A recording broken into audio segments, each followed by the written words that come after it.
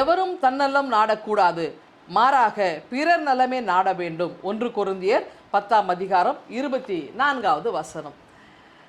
ஏதாவது நம்ம பிறருக்கு உதவி செய்யணும் அப்படின்னு நினச்சா நம்ம என்ன செய்வோம்னா, நம்மக்கிட்ட இருக்கிற பணத்தை கொஞ்சம் கொடுத்து மீதி நமக்கு வச்சுப்போம். இப்போ ஆலய வழிபாட்டுக்கு நம்ம வரும்பொழுது இந்த காணிக்கை எடுக்கிற நேரத்தில் நம்ம என்ன பண்ணோம், நம்ம பர்ஸை திறந்து ஒரு கொஞ்சம் காசு எடுத்து காணிக்கையாக கொடுத்துட்டு மீதி என்ன பண்ணணும், நம்ம எடுத்துகிட்டு போவோம் இல்லைங்களா.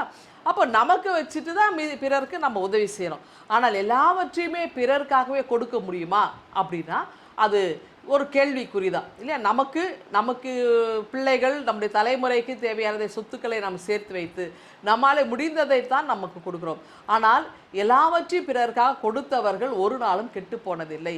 பிறருக்காக வாழும் பொழுது அவர்கள் ஒரு நாளும் அவருடைய சந்ததிகள் அழிக்கப்படவில்லை, யாசித்ததில்லை என்பதை நம்ம திருமறையில் வாசிக்கிறோம். இதற்கு ஒரு உதாரணம் என்னென்னா அன்னை தெரசா. இந்த மதர் தெரசா பார்த்திங்கன்னா மிக சிறந்த ஒரு தாயாக இருந்திருக்காங்க. உலகம் அவர்களை அன்னை என்று போற்றி வராங்க. ஏன்னா இவங்க தனக்கு இருந்த எல்லாவற்றையும் ஏழை எளிய மக்களுக்காக, குறிப்பாக கல்கத்தா பகுதியிலே தெருவோரத்தில் இருந்த நோயுற்றோர், தொழுநோயாளிகள் போன்றவருக்காக தன்னுடைய வாழ்வையை அர்ப்பணித்திருந்தாங்க. அப்போ இவங்களுக்கு என்ன நிறைய தொழுநோயாளிகள் இவங்கெல்லாம் வந்தோடனே அவங்களுடைய அந்த ஹோம் அவங்களுக்கு பத்தலை, அந்த விடுதி பத்தலை. அப்போ அதை எக்ஸ்டெண்ட் பண்ணோன்னா அந்த காலத்தில் ஒரு 50,000 அவருக்கு தேவைப்பட்டது. ஒரு முறை நேரு கூட இவங்களை பார்த்துட்டு இவங்களுடைய ஹோமுக்கு விசிட் பண்ணிட்டு போயிட்டு இவங்களை பாராட்டிட்டு போயிருக்கிறாங்க. அது ஒரு மிகப்பெரிய ஒரு வரலாற்று சிறப்பு. அடுத்து என்ன பண்ணியிருக்காங்கன்னா, இவங்க யோசிச்சுட்டே இருக்கும், எனக்கு ஒரு 50,000 வேணும், நான் எங்கே போய் கேட்கறதுன்னு யோசிக்கும்போது இவங்களுக்கு ஒரு ஃபோன் கால் வருது. பிலிப்பைன்ஸ் நாட்டிலேருந்து மகாசசேன்னு சொல்லக்கூடிய ஒரு விருது இவங்களுக்கு கொடுக்குறாங்க. அந்த விருதுடைய அமௌண்ட் என்ன பார்த்தீங்கன்னா கரெக்டாக 50,000 ரூபாய்.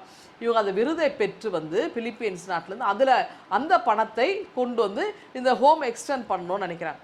இதனுடைய சிறப்பு பார்த்துட்டு இருக்கும்போது ஒரு முறை சின்னப்பர், திருத்தந்தை சின்னப்பர், 6வது சின்னப்பர் என்ன 1964ஆம் ஆண்டு கொல்கத்தா பகுதியில் இவங்களை மீட் பண்ணுறார். அவர் மீட் பண்ணிட்டு போகும்போது இங்கே அவர் இந்தியாவில் வந்தப்போ சுற்றுப்பயணம் மேற்கொள்வதற்காக ஒரு கார் கொடுத்துருப்பாங்க அரசாங்கம். அந்த கார் என்ன பண்ணுறாருன்னா, அந்த சின்னப்பர் திருத்தந்தை சின்னப்பர் மதர் தெரசா கிட்ட கொடுத்துட்டார், நீங்கள் இதை பயன்படுத்திக்கணும். அந்த அம்மா அதையும் ஏலம் விட்டு அந்த பணத்தையும் எடுத்து இந்த ஹோம் எக்ஸ்டெண்ட் பண்ணுறதுக்காக, நோயுற்றோருடைய வாழ்வு பெறுவதற்காக உதவி செய்தாங்க. ஆகவே தனக்காக எதையும் அவங்க எடுத்து வச்சுக்கிறார், தனக்காக அவங்க எதையும் நாளை குறித்து கவலைப்படலை, பிறருக்காக, பிறருடைய வாழ்வுக்காகவே தன்னை அர்ப்பணித்து வாழ்ந்தவர்கள்.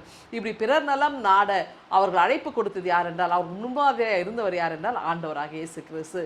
நீங்கள் தன்னலம் துறந்து பிறர் நலம் பெற வேண்டும் என்று ஆண்டவர் கொடுத்த கட்டளையை வாழ்நாள் முழுவதுமாக மதர் தெரசா எடுத்தாங்க. ஆகவே அவர்களைப் போல, ஆண்டவர் இயேசுவை போல நாமும் பிறருக்காக வாழ்வோமா, நம்ம அர்ப்பணித்து வாழ இந்த நாள் நமக்கு துணையாக இருக்கட்டும். இந்த சிந்தனையோடு இந்த நாளை துவங்குங்கள். ஆண்டவர் உங்களை ஆசீர்வதிப்பாராக. ஆமென். எங்கள் அன்பின் ஆண்டவரே, உம்மை போல, அன்னை தெரசாவை போல நாங்களும் பிறர் மேல் அன்பு வைத்தவர்களாய் வாழ கிருபை தாரும். இயேசுவை வேண்டிக் கொள்கிறோம் எங்கள் அன்பின் கடவுளே. ஆமென்.